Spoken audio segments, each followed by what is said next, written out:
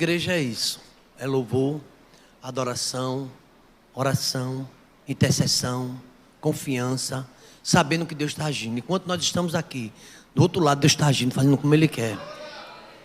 Nosso Deus, Ele sabe trabalhar, lançando sobre Ele toda a vossa ansiedade, porque Ele tem cuidado de vós. Vemos algumas visitas, alguns irmãos realmente enfermos, doentes, e aliás deixou aquela palavra de ânimo, pedindo a Deus que ajude. Todos nós precisamos da misericórdia, da ajuda do Senhor. E nesse momento nós estamos aqui, celebração, todo segundo domingo de cada mês a gente se reúne e lembra deste amor de Deus. Essa ceia também é a celebração chamada, esse momento do amor de Deus. Porque a ceia nada mais é do que Cristo provou, né? A Bíblia diz que Ele amou, mas não só amou, mas Ele prova seu amor para conosco, pelo fato de Cristo ter morrido por nós, sendo nós ainda pecadores. E aqui quando eu vejo a ceia, na minha mente vem muitas lições. Nós aprendemos bastante quando chega esse momento. Alguém que se entregou, foi fiel até a morte de cruz. E o apóstolo Paulo, apesar de não estar presente, mas ele colheu informações, ele era um estudioso, ele era, podemos dizer assim, também um historiador, ele contava a história da igreja. E aqui, ele, um dos maiores escritores do Novo Testamento, ele escreveu pelo menos a metade de todo o Novo Testamento. E ele aqui fala às igrejas, e nessa celebração a gente sempre toma essa instrução quanto à celebração, quando ele estava ministrando a ceia do Senhor na igreja de Coríntios. E no capítulo número 11, a gente temos algumas informações, nós temos informações de como o apóstolo Paulo falava para aquela igreja. Ele chega a dizer um momento que ele não estava feliz com a igreja, porque estava acontecendo algumas coisas que não eram do agrado do Senhor. Ali, irmãos, a gente aprende com Paulo que a missão de um pastor, de um líder, não é querer agradar a todos. É muito bom quando a gente vê os irmãos felizes, mas temos algumas recomendações nesse momento. É um momento de muita seriedade. Fala de alguém que amou e amou tanto, que se entregou por nós. Paulo chega a dizer no capítulo número 11, versículo 17: nisto, porém, que vos prescrevo, não vos louvo, porquanto vos ajuntais não para melhor, e sim para pior. Estava vendo uma dificuldade muito grande nessa igreja. Alguns estudiosos falam de uma igreja que dava muitos problemas, divisões carnais, irmãos carnais, e trazia muito prejuízo no momento da adoração. E o apóstolo Paulo sabia disso, e ele entrava com a mensagem. Não é de todo jeito que participa da celebração. Ele fala de respeito na casa do Senhor, ele fala de atenção na obra do Senhor. Aqui, irmãos, o pão que nós estamos tomando, a gente vai ver o apóstolo Paulo falando que é em lembrança, é um memorial, a ser um memorial. E a partir do versículo 23 ele diz: porque eu recebi do Senhor o que também vos entreguei, que o Senhor Jesus na noite foi traído, ele tomou o pão, ele tendo dado graças o partiu e disse: isto é o meu corpo que é dado por vós, fazei isto em memória de mim. Paulo ainda tinha testemunhas oculares desse momento, pessoas que participaram desse momento, e Jesus Cristo na mesa, dizendo: isto é o meu corpo. Ele estava fazendo uma comparação. O pão simboliza o corpo de Cristo, o vinho simboliza a aliança no sangue derramado na cruz do Calvário, para nos libertar, para nos salvar, para nos redimir. Existem doutrinas por aí que falam que na hora que você está tomando o pão, é o corpo de Cristo que está comendo. Não, não é nada disso. O pão se transforma no corpo, nada disso é bíblico. Isto é o meu corpo. E Jesus ali presente ensinava, falando da simbologia, a ceia do Senhor de uma forma simbólica, mas ele fala da seriedade deste momento, não como um sacramento, mas como a lembrança do amor, da graça de Deus sobre nossas vidas. E ele ensina aquela igreja como deve participar. Jesus agradeceu, ele sabia que ia ser crucificado, ele sabia que na mesa tinha o traidor, ele sabia que naquela mesa tinha aqueles que iriam negá-lo, não conhecê-lo, se todos se afastariam, mas ele amou. Ele sabe como somos, quantas vezes nós falhamos, quantas vezes estamos em falta com Deus, mesmo assim ele dá oportunidade. Deus é o Deus de oportunidade. Nesta noite você está aqui, eu vou participar da ceia. É Deus, pela misericórdia dele, fazendo isso. É Deus que nos dá mais uma oportunidade. Quantas vezes somos rebeldes? Aliás, a história neotestamentária, como também do Antigo Testamento, fala de um Israel teimoso, de um Israel desobediente, de um Israel carnal. Mesmo assim, sendo o que somos, Jesus nos ama. Ele nos ama, Ele se entregou por cada um de nós. Depois dele pegar o primeiro elemento, o pão, no versículo número 25, diz que ele tomou também, depois de ter ceado, tomou também um cálice, dizendo: este cálice é a nova aliança no meu sangue. Fazer isto todas as vezes que o beberdes em memória de mim. Está aí, irmãos, o sangue do Cordeiro derramado na cruz do Calvário. O sangue de Jesus Cristo que nos purifica de todo o pecado. Por isso que esse é um momento de reflexão. Ele vai dizer isso àquela igreja de Coríntios, e hoje também na IEBT. É um momento de reflexão. Ele vai dizer isso no versículo 28. Examine-se, pois, homem a si mesmo. E assim, desse jeito, coma do pão e beba do cálice. Quantas vezes a nossa vida, às vezes, irmãos, estamos firmes. Aí quando começa a segunda-feira, começamos a misturar com algumas coisas que sabe que Deus não se agrada. Deus não se agrada quando um crente, por exemplo, ele é sal da terra e ele está insosso, sem sabor, sem vida.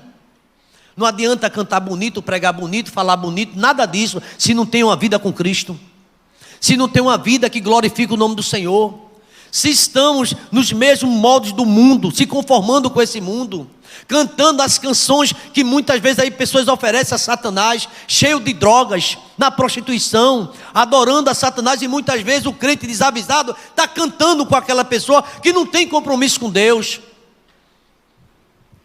Certa vez a gente teve um momento, uma experiência do encontro com jovens, e veio um determinado pastor desavisado, eu digo isso com lamentando, e ele veio trazer, falando da MPB, falando de música, que muitas músicas aí do mundo é muito mais bonita do que as músicas do cantor cristão. É muito mais bonito que os louvores dentro da igreja. Ah, irmão, como é lamentável pensar dessa forma. O povo de Deus é um povo separado. A igreja é santa. É um povo diferente. Então não adianta você estar cocheando em dois pensamentos. Ou é ou não é? Lamentavelmente, caiu esse pastor. Felizmente. E eu me lembrava quando aconteceu isso. Deixou a igreja, deixou o ministério. Envergonhado, igreja divididas. Irmãos, tem pessoas querendo agradar o mundo, e nas redes sociais se revelam. Você é sal, você é luz. Não dá para viver do mesmo jeito, porque nós somos diferentes. É um povo diferente. Pedro negou Jesus Cristo, dizendo que não o conhecia, e alguém dizia: ele é Galileu, ele fala como ele. Mesmo Pedro negando, alguém dizia: ele é de Jesus. E o galo cantou. A gente sabe da história. Você é de Jesus. Diga para seu irmão: você é de Jesus. Você é de Cristo. Você é de Jesus. Então cuidado com o modelo do mundo, com esse cabelo muitas vezes diferente. Você é bonito de todo jeito, porque Deus fez você. Cuidado para não ficar igual ao mundo. O teu destaque é o cheiro, é o perfume de Cristo na tua vida. Cuidado para não querer ficar arrepiado como o povo do mundo, chamando a atenção. O teu negócio é Jesus Cristo.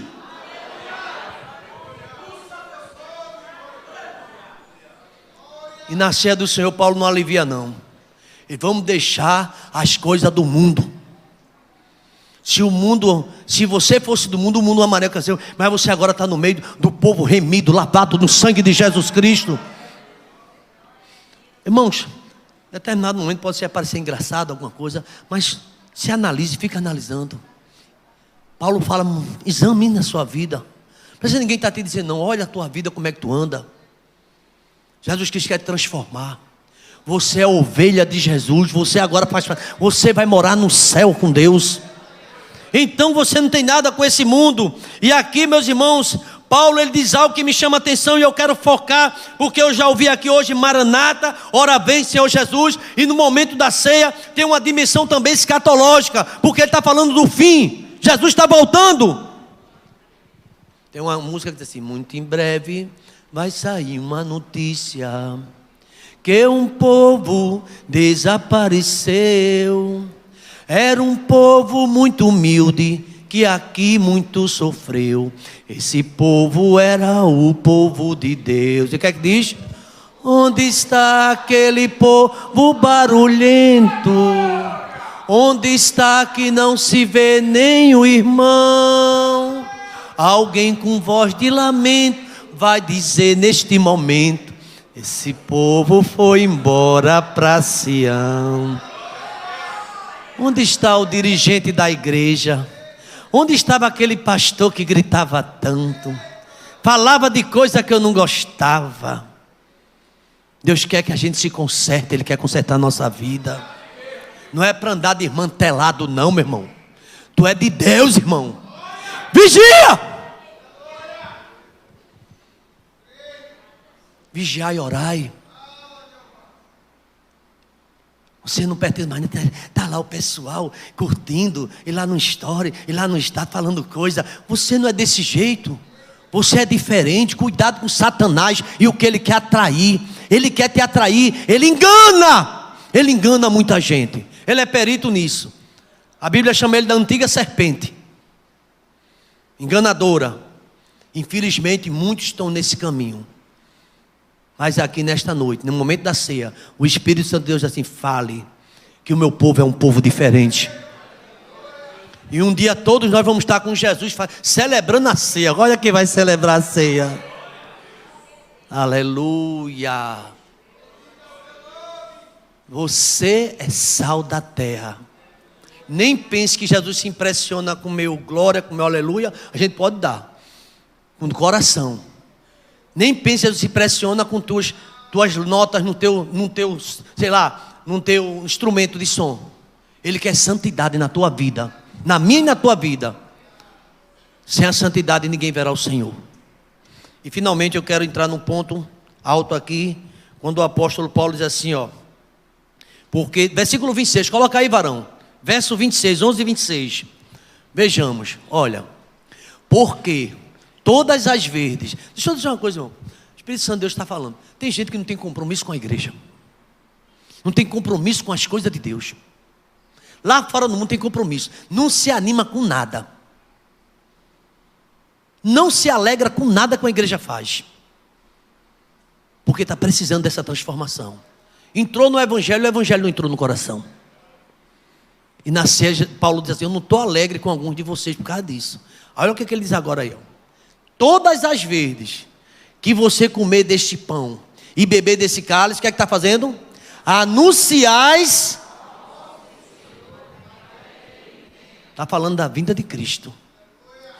Até que Ele venha. Por isso, e aqui fica essa palavra para mim e você: todo aquele que comeu o pão, está no verso 27, todo aquele que bebeu o cálice do Senhor indignamente. Você entende o que é indignamente? Em pecado.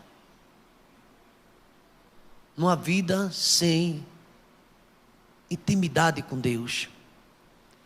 Vivendo de todo jeito. Não podemos viver de todo jeito. Indignamente.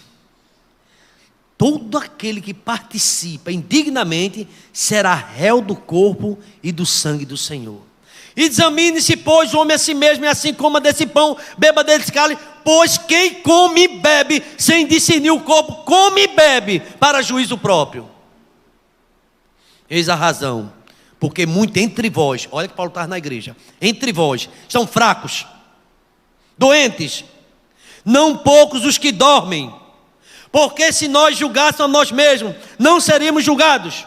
Mas quando somos julgados, somos disciplinados pelo Senhor, para não ser condenados com o mundo. A Bíblia fala de disciplina. É um assunto que muitos não gostam. Querem viver de todo jeito. Mas não podemos viver de todo jeito. Nós agora temos um rei, um Senhor na nossa vida. Ele quer mudar. Tem gente que tem tempo para tudo no mundo. Caminha para lá, caminha para cá. É tanta coisa, mas para a igreja não pode caminhar. Por quê? Porque não tem fogo na alma, no coração. Desperta enquanto é tempo. Deus está presente aqui no nosso meio.